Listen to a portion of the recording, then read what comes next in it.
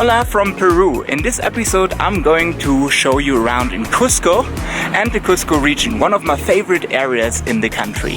In partnership with G Adventures, I will introduce you to an alternative Machu Picchu experience with the Lares Trek and the Saqsaywaman Valley. Not to mention all the delicious Peruvian dishes I'm going to try. Are you ready to explore? Vámonos!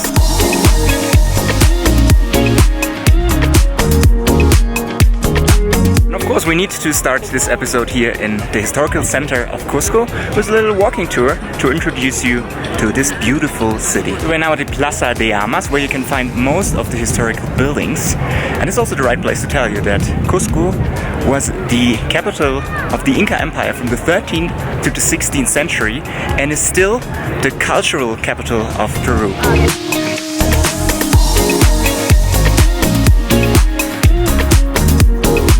Cusco stands on layers of cultures, with the old Inca Empire built on indigenous kilke structures, and the Spanish replacing indigenous temples with Catholic churches and palaces with mansions for the invaders.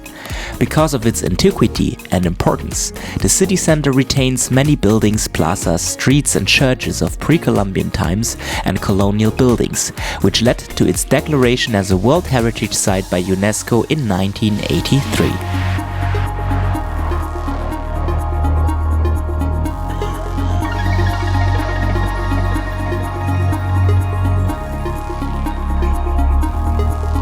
La Cusqueñita, one of my favorite food places here in Cusco, and here we're gonna try another typical Peruvian dish called ají de gallina. So lunch has arrived and I got chicha morada, which is an alcohol-free drink made out of purple corn, which is sweet but not too sweet, and ají de gallina, the chicken stew made with cream, cheese, hot pepper and peanuts, and it's super delicious. Really good. Taking the bus uphill, because with this altitude here it's better to take the bus than to walk, believe me. After a 10-minute bus ride we arrived here in this really quiet, nice area, and this is part of the Saqsaywaman Inca complex, which is right above Cusco. And we're now going to one of the free temples, because actually for the main ruins you have to pay, but there are also some free temples, like the Temple of the Moon, I guess. So this is where we're going. Saqsaywaman is a citadel on the northern outskirts of the city. Sections were first built by the Kilke culture about 1100 AD. The complex was expanded and added to by the Inca from the 13th century. Following the siege of Cusco, the Spaniards began to use Saqsaywaman as a source of stones for building Spanish Cusco. Nevertheless, some of the big impressive structures are still visible today, as the massive stones used to build them were simply too large to be removed. And also up here on the Saqsaywaman complex you have an Inca trail, which leads down to Cusco. So basically the Incas built all these trails to connect their cities, and so we can walk on this one as well, down to the city.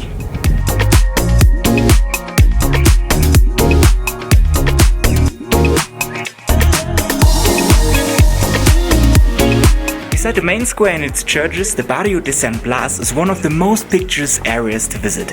Being one of the oldest neighborhoods, most of the houses actually have Inca foundations. With its narrow streets and lovely views, it is a great area to go for a walk and pop into one of the many cute little shops.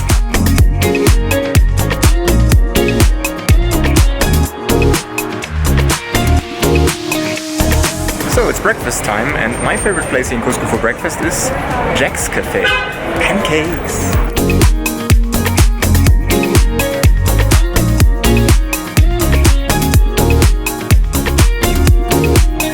To get a taste of local life, you shouldn't miss out on visiting the San Pedro market, which is one of the most vivid local markets here in Peru.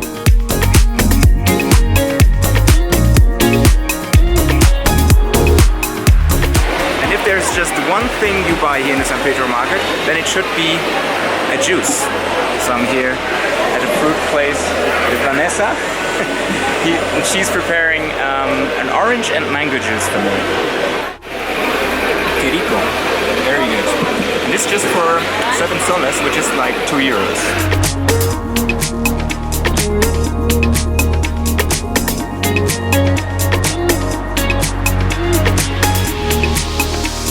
Of course, you can't leave Peru without having ceviche.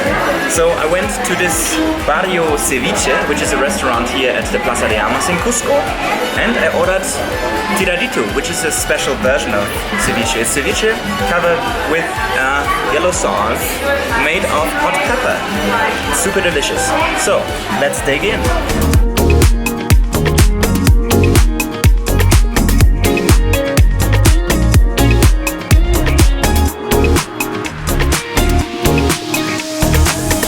Good morning! I got up really early today at 3 o'clock to make my way up into the Andes because I'm going to take on the hike to the Rainbow Mountains today.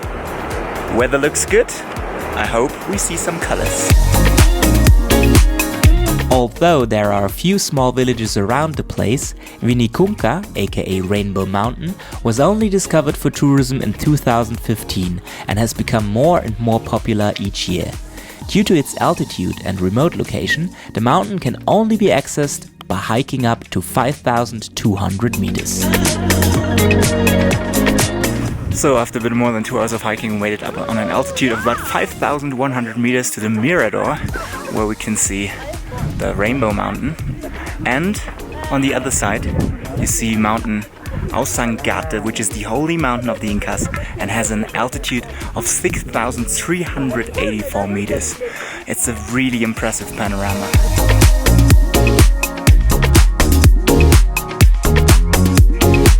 My final statement for this trek is it is much harder than I thought, especially with the altitude. You should maybe train a little bit before you come to Cusco anyway, before you do these treks in this altitude.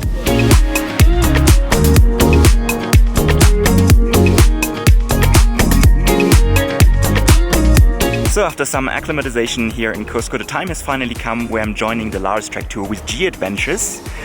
But before we start trekking tomorrow, we have a little tour of the Saqet Valley and the last view back to Cusco up here from the Saqsaywaman and the white Christ statue.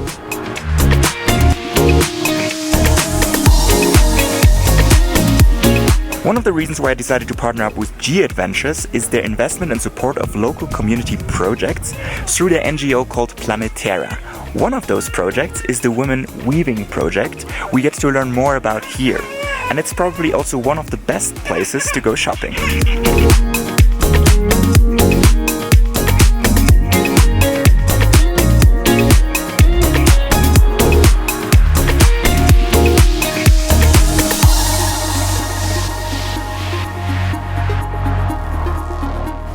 We arrived at the Saqet Valley of the Incas, which is beautiful, and our first stop are the Inca ruins of Pisac. The ruins of Inca Pisac lie atop a hill at the entrance to the Saqet Valley. With military, religious and agricultural structures, the site served at least a triple purpose. Researchers believe that Pisac defended the southern entrance to the Saqet Valley, while Choqquequirao defended the western entrance and the fortress at Ollantaytambo the northern. Inca Pisac controlled a route which connected the Inca Empire with the border of the rainforest. It's lunchtime, and for lunch we are at Hava Restaurant, another social project by G Adventures.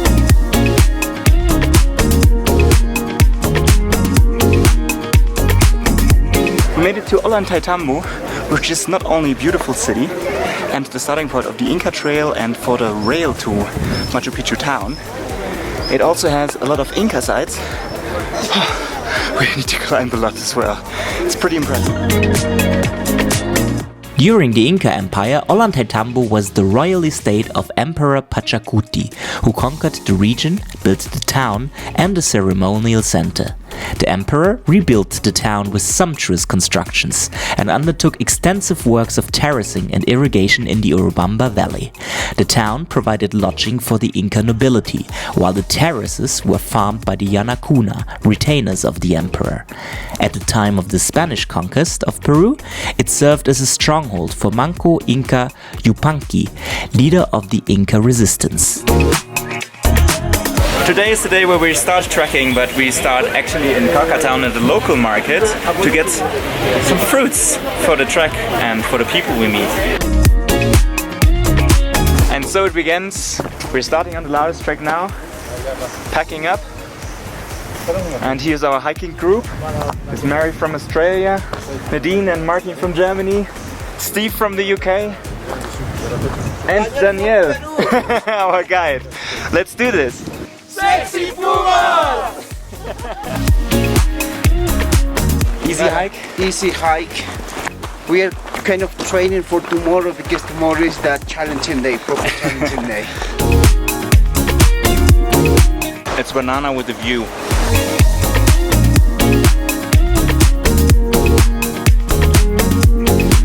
So we arrived at our lunch spot. Tent is already set up. That's so comfortable. This is where we're gonna have lunch. Back on track and hiking to our campsite, the first campsite of the Lares Trek.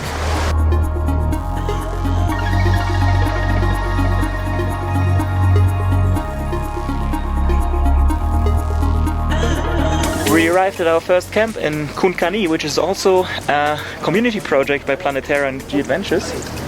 So we will get changed and then we'll have dinner. So the marker is doing his magic here. This is where the magic happens.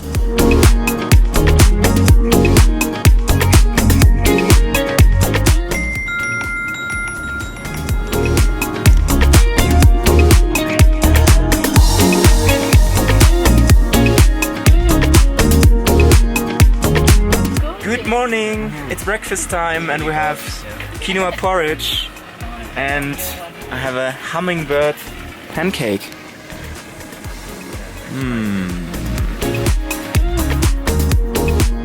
Packing up, filling up the water bottles, then we're good to go.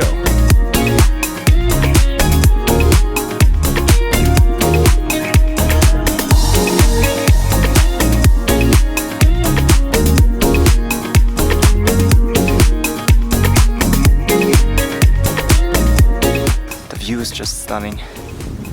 And we also found some locals here.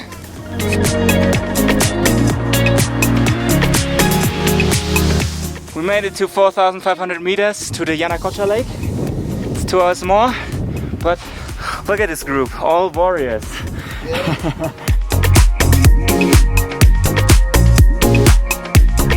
We're now about 4 hours into the hike. It's all the way up. We are on approximately 4,700 meters. Up there seems to be the pass, 4,900 meters. And this is where we came from. Passed by all these beautiful lagoons here. Really, really picturesque trek. Made it to the top. Here we are. First of the group. That's a well-deserved Snickers break, my friends. Wow. Let's have a look on the other side of the pass. Doesn't look too bad down there. This is where we're heading then.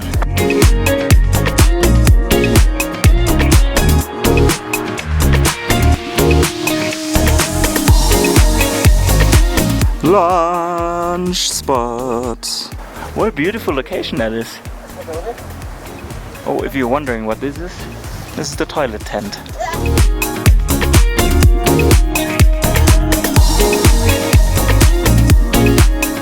It's a very long day, so it's now almost dark, or it's getting dark right now, and we still have about maybe like 30 minutes to go to the camp, and then it's dinner time. Oh, the food here is so good. I'm looking forward to all the meals. So this is the first. I arrived at camp with everyone except for my group.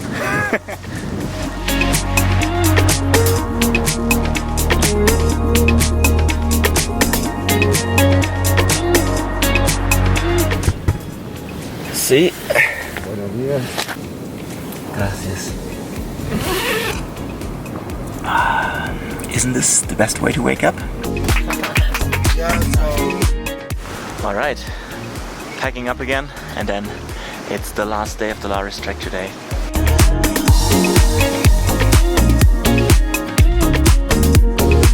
So there we can see the WhatsApp of the Inca times. There was basically post offices every 20 kilometers, and between people would run and deliver messages. Super interesting.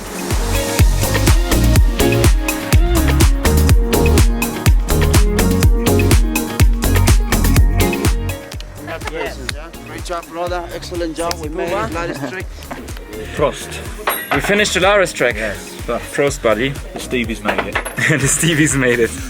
Oh, this sounds very bad. We made it to Ollantaytambo, and now we're boarding the train to go to Aguascalientes. Sí.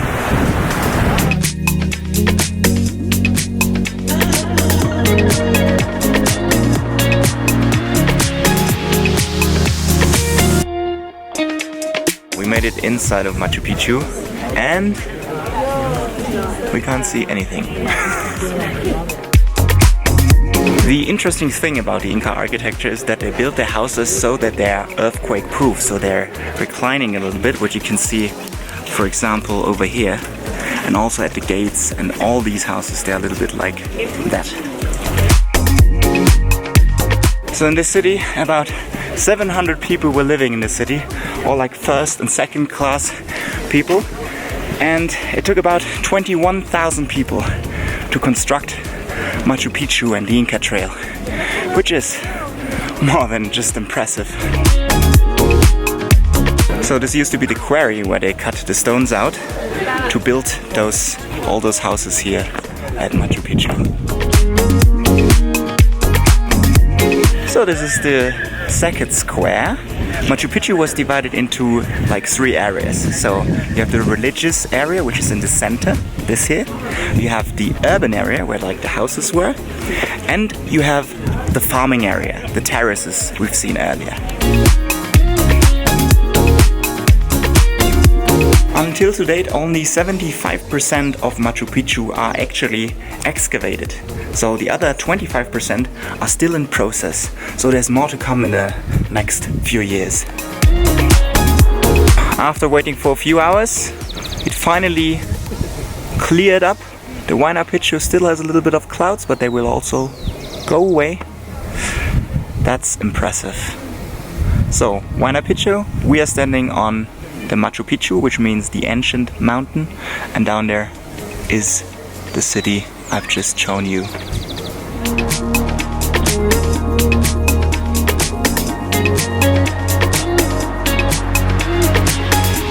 Another really popular multi-day hike to also go to Machu Picchu at the end is the Humantay Trek.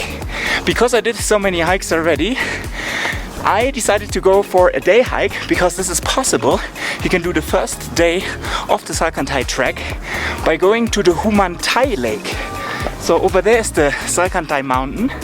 This is where the trek goes along. And over there is the Humantay mountain. And at the bottom of that is a beautiful lake.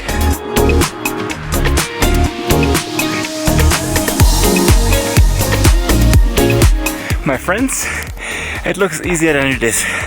The altitude is still killing me, even so I'm here for about 2 weeks now. Humantay, I'm coming for you. Or better for you, Lagoon, because up there's a little bit too much for today. Wow, look at that ice. And I forget my whiskey. Oh man. Yes, Humantay.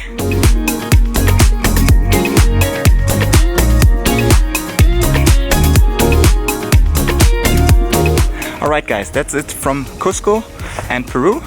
If you want to explore this city and the area around it as well, check out the related travel guide, and don't forget to subscribe to this channel for new travel videos every Thursday. Adios!